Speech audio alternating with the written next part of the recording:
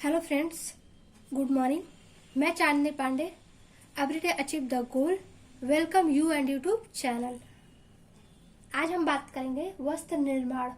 वस्त्र निर्माण में 3 विधियों का प्रयोग किया जाता है। तो हमने 2 विधियों के बारे में बात की थी, रेशों द्वारा वस्त्र निर्माण और सूत द्वारा वस्त्र निर्माण। हम ये 2 रेशों के बारे में बात कर चुके हैं।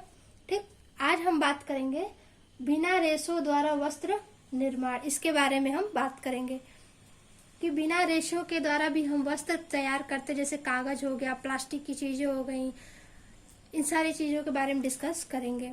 और मैंने स्पिनिंग के नोट्स अपने टेलीग्राम चैनल पर प्रोवाइड करा दिए हैं। जिन्हें भी स्पिनिंग के नोट्स चाहिए हमारे टेलीग्राम चैनल से जुड़े और वहां से प्राप्त करें। हमारा चैनल अगर आपको पसंद आए तो प्लीज लाइक, सब्सक्राइब और शेयर करना ना भूलें। Thank you. तो हम बात करेंगे बिना रेशों द्वारा वस्त्र निर्माण कैसे किया जाता है। फ्रेंड्स, इस तरह से हम बिना रेशों द्वारा वस्त्र निर्माण कैसे करते हैं, कौन कौन से, इसके बारे में बात करेंगे। तो पहला हमारा कागज के द्वारा, दूसरा है प्लास्टिक फिल्म एवं सीट के द्वारा तैयार किया जाता है। तीसरा हमारा पॉलीयूरेथेन फोम तैयार किया जाता है। चौथा है टापा वस्त्र। तो ये हमारे 4 ऐसे वस्त्र हैं जो बिना रेशों द्वारा वस्त्र का निर्माण करता है। इन सारे रेशों से हमारा बिना रेशों के तैयार हो रहा, ये सारे हमारे एक केमिकल के द्वारा तैयार किया जाता है। और इसे हम डायरेक्ट पहनने के काम में नहीं लाते हैं। कुछ ऐसे छोटे छोटे चीजें हैं जो हमारे जीवन चर्या में बहुत इंपॉर्टेंट होता है, उसका अहम भूमिका निभाते हैं। तो इस तरह से आप देख पा रहे हो, पहला हमारा कागज निर्माण। कागज का निर्माण कब हुआ था? तो सन 1968 ईस्वी में हुआ था, 1968 में हुआ था। यह वस्त्र जो है काफी मजबूत होता है। ये नायलॉन की जो परत होती है, नायलॉन तो आप जानते हैं रासायनिक प्रक्रियाओं के द्वारा तैयार की जाती है। उनकी जो परत होती है, उन परत को लेकर के इसका वस्त्र बनाने में उपयोग करते हैं, जैसे टेबल कवर, नैपकिन,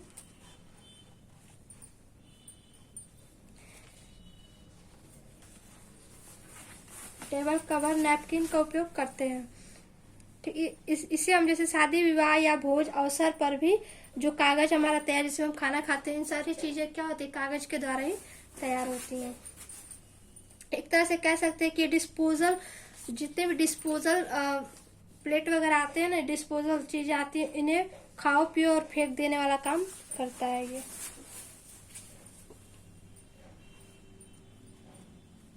इन्हें कई बार कागज की पतली परत पट्टी काट कर ऐंठन देकर सूत निर्माण भी किया जाता है, लेकिन काफी मजबूत नहीं होते, इसलिए वस्त्र में ज्यादा इस्तेमाल नहीं किया जाता है। फिर हमारा दूसरा है प्लास्टिक फिल्म एवं सीट। इसे हम विस्कोस घोल के द्वारा तैयार करते हैं। विस्कोस घोल क्या होता है? एक रासायनिक घोल है। रासायनिक चीजों को मिला करके हम एक घोल तैयार करते हैं, उसे हम विस्कोस घोल कहते हैं। इस घोल को हम स्पिनिरेट से न निकाल करके सीधे एक चपटी चौड़ी चादर के रूप में फैलाकर एक सीट तैयार किया जाता है। यह वस्त्र महीन, वजन में हल्का और पारदर्शी होता है। इससे कई उपयोगी चीजें बनाई जाती हैं। इन्हें सुंदर, आकर्षक, एक रंगीन वस्त्र बनाने का काम करता है। तीसरा हमारा पॉलीयूरेथेन। ये क्या करता है? तो पॉलीयूरेथेन फोम निर्माण तैयार एवं घोल। फोम क्या है? घोल में हवा प्रवेश कराई जाती है, जिसका उपयोग आयतन काफी बढ़ जाता है। जब किसी चीज में आप हवा डालोगे तो उसका आयतन बढ़ने का काम ये हमारा पॉलीयूरेथेन के द्वारा ही होता है, जिससे इनका आयतन काफी बढ़ता है। और चूंकि फोम के अंदर हवा प्रवेश कर जाती है, इसलिए इसका उपयोग अच्छे विषावक के रूप में किया जाता है, मतलब इंसुलेटर के रूप में किया जाता है। फोम की मोटाई, फोम के अंदर का जो हवा आप देखते हैं ना, कुछ ऐसी चिपकी होती है, लेकिन उस पर हवा भरने से क्या होता है, वो फोम फैल जाता है। ये सब किसके द्वारा होता है? तो पॉलीयूरेथेन के द्वारा ही तैयार होता है।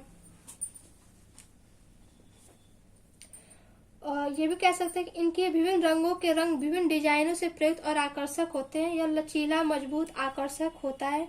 फोम का सीधा उपयोग वस्त्र निर्माण में नहीं होता है, परंतु वस्त्र के साथ साथ ये भी कह सकते हैं वस्त्र के साथ साथ इसका उपयोग भी अधिक होने लगा है। वस्त्र के साथ इसका उपयोग बरसाती कोट, टोपी, छाता, बैग, इन सारी चीजों में इसका इस्तेमाल किया जाता है। मतलब टोपी, छाता, बरसाती कोट, जितने बैग हमारे होते हैं ये सारे पॉलीयूरेथेन से ही तैयार होता है। ये कभी कभी आप लोगों ने देखा हो कि भवन निर्माण में भी ध्वनि और ताप को भी सहन करने के लिए उसमें इस्तेमाल किया जाता है। इसका उपयोग कार में, ट्रक में और अन्य कई ऐसे उपकरण है जिसमें किया जाता है। ठीक है। चौथा हमारा टापा वस्त्र। टापा वस्त्र का निर्माण शहतूत के वृक्ष की छाल को गलाकर कूटकर कई परतों वाला वस्त्र तैयार किया जाता है। इसका रंग हल्का पीला और भूरा होता है। इसे विभिन्न डिजाइनों में प्रयुक्त और सुंदर आकर्षक रंग दे करके सजावट की जाती है। वस्त्र देखने में काफी कागज की तरह हल्का होता है और सुंदर होता है। टापा वस्त्र का उपयोग आज भी कई द्वीपों में किया जा रहा है, मतलब कई ऐसे शहर है जहाँ पे टापा वस्त्र का उपयोग किया जाता है। तो आप ये देख पा रहे होंगे टापा।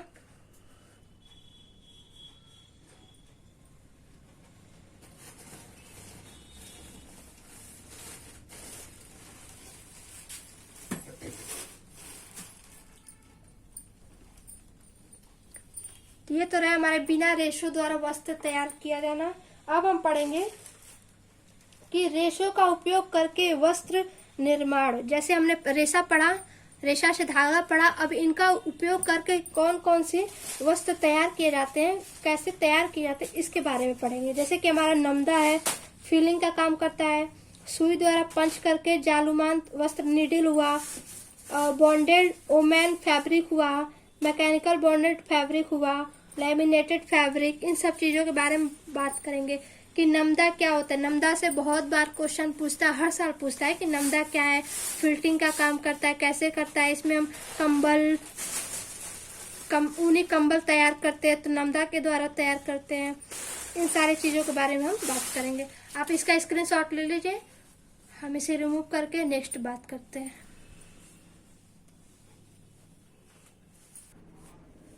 तो ये हमारे रेशों का उपयोग करके वस्त्र निर्माण। नमदा फिल्टिंग द्वारा, सुई द्वारा, बॉन्डेड बिना बुनाई द्वारा, यांत्रिक बॉन्डेड वस्त्र, लेमिनेटेड वस्त्र, ये क्या होते हैं इसके बारे में हम बात करेंगे।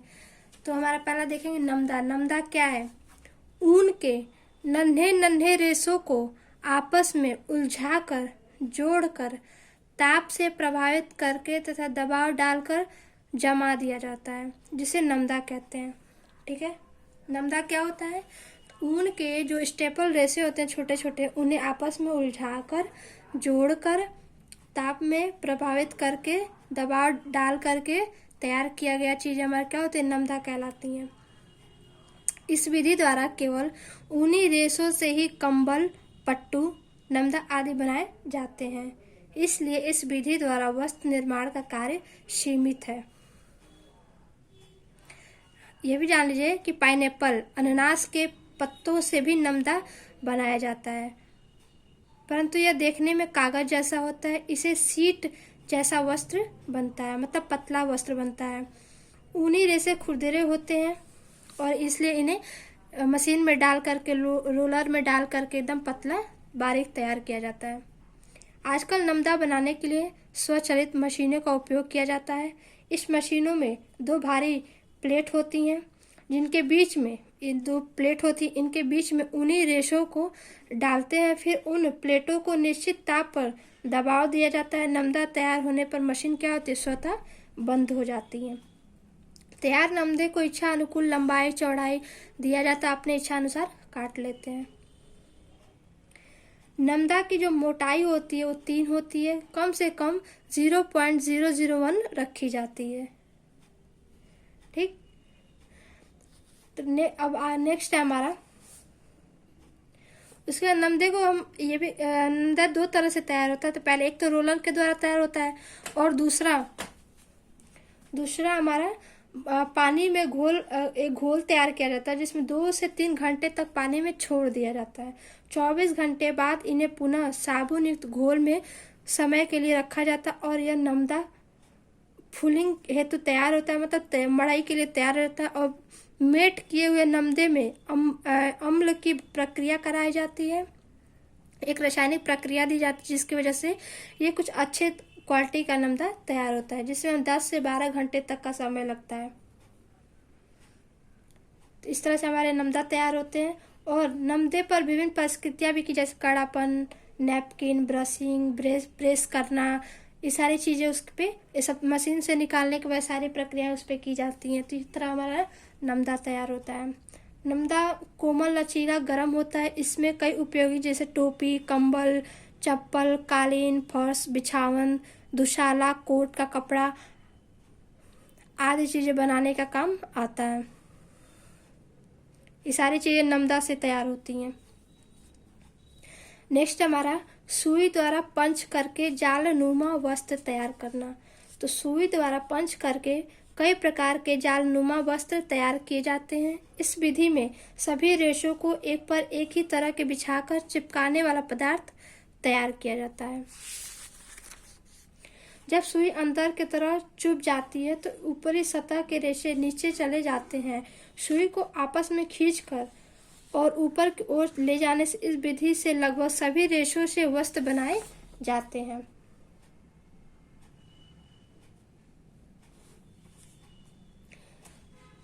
नेक्स्ट हमारा बॉन्डेड, बिना बुना वस्त्र। तो इस विधि द्वारा भी वस्त्र निर्माण का कार्य किया जाता है। इसमें हम रेशों को आपस में चिपकाने वाले पदार्थ कहते हैं सहायता से हम जोड़ा जाता है तथा सुनमे रेशों को उपयुक्त नमी, ताप, दबाव डालकर वस्त्र निर्माण किया जाता है। ताप और दबाव से रेशे क्या होते हैं, आपस में चिपक जाते हैं। वस्त्र की गुणवत्ता रेशों को बिछाने, कला, रेशों के प्रकार, चिपकाने तथा पदार्थों की मात्रा और गुणवत्ता इत्यादि पर भी निर्भर करती है। ताप सुनमे रेशों द्वारा एक नए प्रकार का बॉन्ड वस्त्र बनता है, जिसे हम कपास, asbestos, nylon, acrylic, Dacron, glass fibre, ऊन आदि का उपयोग करके, रेयान का भी उपयोग करके हम बॉन्ड वस्त्र बनाने में प्रयोग करते हैं। नेक्स्ट हमारा यांत्रिक बॉन्ड। ये क्या होता है, तो यांत्रिक बॉन्ड वस्त्र बनाने के लिए नहीं, लेकिन इस विधि में वस्त्र बनाने के 3 प्रकार की मशीन का उपयोग किया जाता है। पहला मालीवाट, दूसरा मालीपाल और तीसरा मालिको। ये 3 ऐसी मशीन है जिनका उपयोग हम यांत्रिक विधियों के लिए करते हैं। तो ये मालीवाट होता क्या है, इस प्रकार की मशीन से कोमल वस्त्र नहीं बनते हैं। सबसे पहले वस्त्र बनाने हेतु रेशों को नमदा अथवा जाली के रूप में व्यवस्थित किया जाता है। वेट ऑफ फाइबर भी कहते हैं। सिलाई करके मालीवाट मशीन से मजबूत वस्त्र बनाया जाता है। इस तरह से कुछ ऐसे रेशे तैयार होते हैं। अब हम पढ़ेंगे कि सारी चीजें क्या होती है। मालीवाट क्या होता है, मालीपाल क्या होता है, लेमिनेटेड वस्त्र क्या होता है, इन सब के बारे में बात करेंगे। यहाँ पे मैं बता दूं लेमिनेटेड वस्त्र क्या होता है। तो इस प्रकार के वस्त्रों का निर्माण 2 या 2 से अधिक वस्त्रों की तह को एक दूसरे से चिपकाकर चिपकाने वाले पदार्थ अथवा नमी, ताप और दबाव का प्रयोग किया जाता है। कई बार जोड़ने हेतु इनके जलाया जाता है, जिससे रेशे पिघलकर आपस में जुड़ जाते हैं। तो लेमिनेटेड वस्त्र भी 2 विधियों के द्वारा तैयार होता है। पहला है क्विल्टिंग, दूसरा है fabric to form method. Fabric to fabric method, वस्त्र से वस्त्र को चिपका करके तैयार किया जाता है। ठीक, इसको पढ़ने के बाद हम पढ़ेंगे manufacturing of fabric by using yarn. इसमें पढ़ेंगे निटिंग क्या होती है, निटिंग की परिभाषा, निटिंग के प्रकार पढ़ेंगे। ठीक है,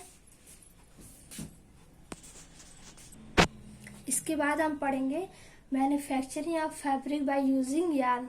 गूंथना, गूंथना क्या होता है, ब्रेडिंग, ब्रेडिंग क्या होता है।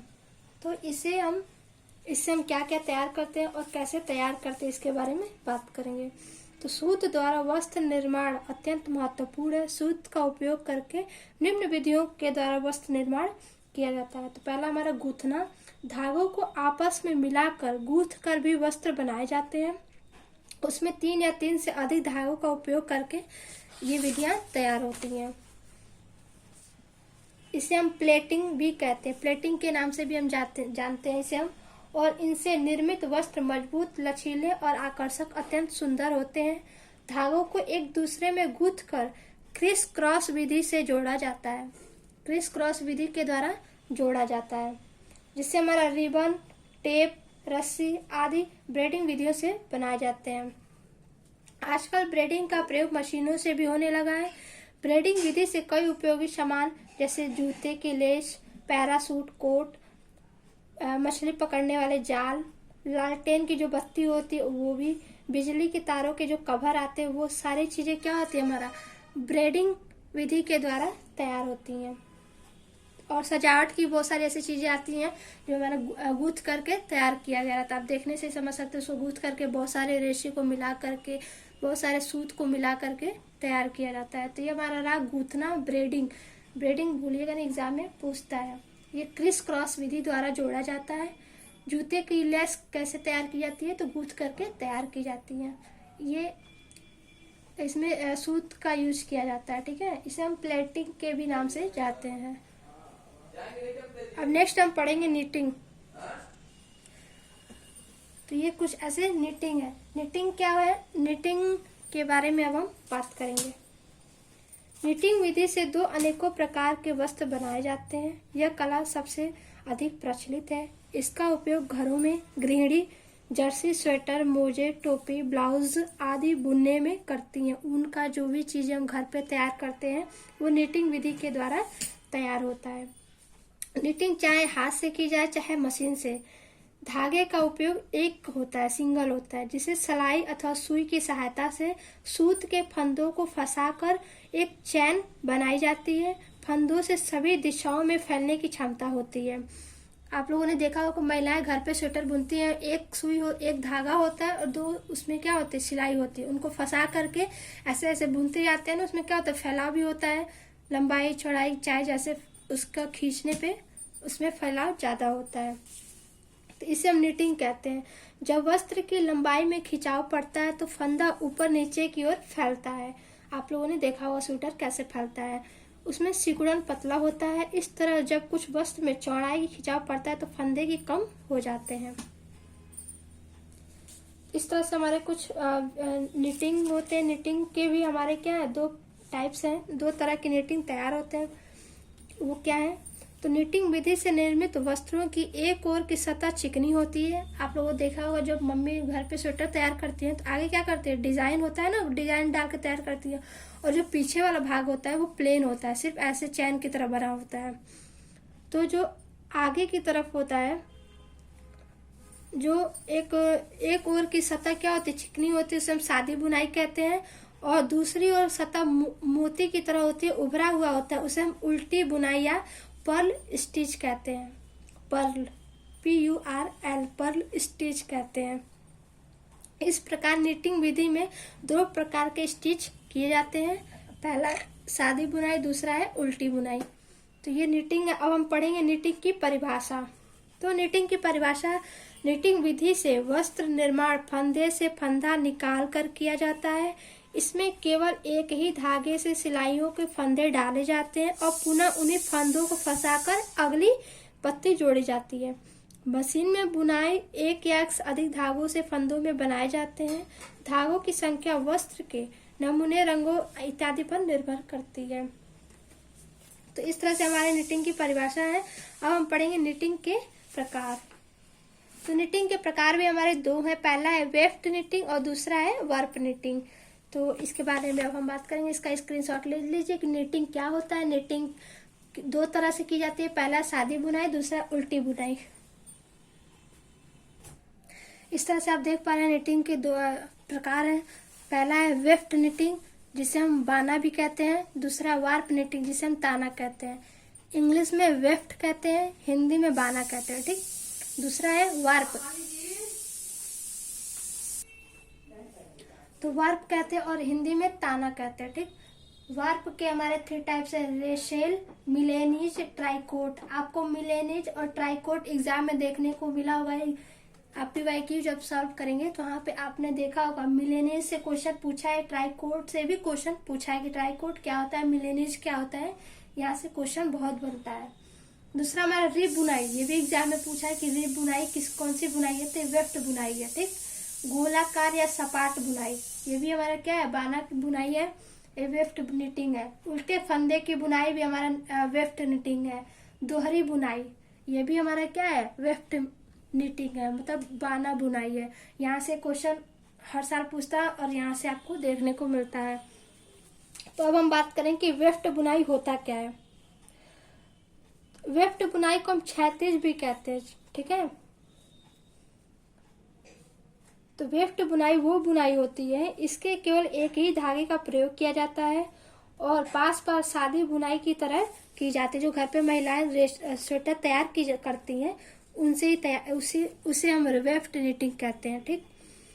जैसे कि दाई से बाई तथा बाई से दाई और बाने के धागे के समान कपड़े के अनुप्रस्थ रेखा में चलती रहती हैं। आप लोगों ने देखा हो, कभी इधर से सिलाई होता है, कभी उधर से सिलाई होता है, सुई चलती रहती है ना सिलाई।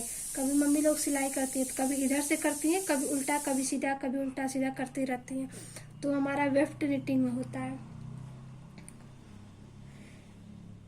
इसे हम फिल्टिंग निटिंग के भी नाम से जानते हैं। वेफ्ट निटिंग हाथ से अथवा मशीन दोनों तरह से की जाती है। वेफ्ट निटिंग में हमारा सर्पिला आकार होता है, एक सर्कुलर में चलता रहता है। निटिंग में धागा दाईं से तथा बाईं ओर चलती है। जैसे कि जब हम गले की निटिंग करते हैं तो उसमें देखते होंगे कि 3 सिलाई होती है। फिर निटिंग दोनों ओर से क्या होती है, खुली 4 सिलाइयों की सहायता से करते हैं। मम्मी लोग गला बनाती है ना, तो वो कैसे करती है, 4 सिलाइयों की सहायता से करती हैं। तो केवल एक ही धागा सिलाइयों के चारों ओर घूमता है और गोल गले अथवा भी गले का निर्माण करता है। इसे हम क्या कहते हैं, वेफ्ट निटिंग कहते हैं। इस विधि को मशीन के द्वारा भी किया जाता है, लेकिन हमारी पहले की ऐसी, अभी तो बहुत कम हो गया है। पहले ऐसी हमारे घर की महिलाएं थी जो हाथ से ही वेफ्ट निटिंग करती थी।